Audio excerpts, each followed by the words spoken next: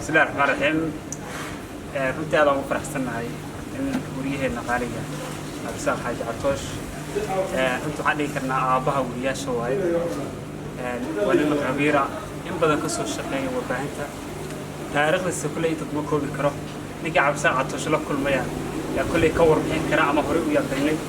marka Absaal si waarka ma filan kulanaan aad ba uma santa saaxiib ilkacse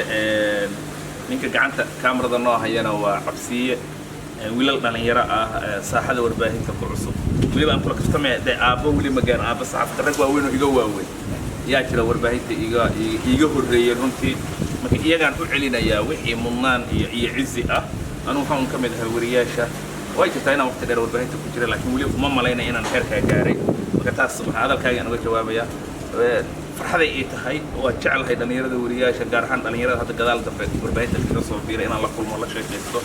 wixii fikradahna isdhaafsano wixii markaan isleeyahay alla ilaahay wad ku biirin kartaan ku biiriyo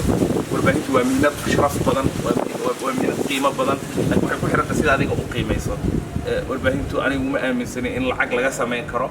warbaahintu ma ahan macnaheedu inaad qof dulmiso warbaahintu ma ahan inaad dadka saameyn dhinac qaldan ah aad ku yeelato waxaad ku yeelan kartaa saameyn dhinac fiican inaad sida u fikirayaan qayb ka qaadato inay sida saaka u soo kaceen qayb ku qaadato go'aanada ay gaarayaan inaad qayb ka qaadato marka waa mihnad ama hiwaayad sharaf iyo cizi leh sidaad u sharaftana ay ku xiran tahay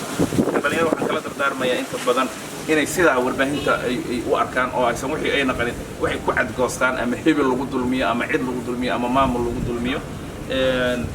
hal shay baana warbaahinta aasaas u ah akhlaaq warbaahin akhlaaq iyo run loogu yimaado waa warbaahinada adduunka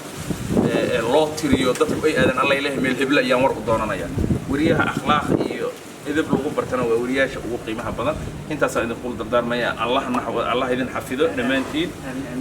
guulna insha Allah waan ku rajeynayaa shaqada aad haysaan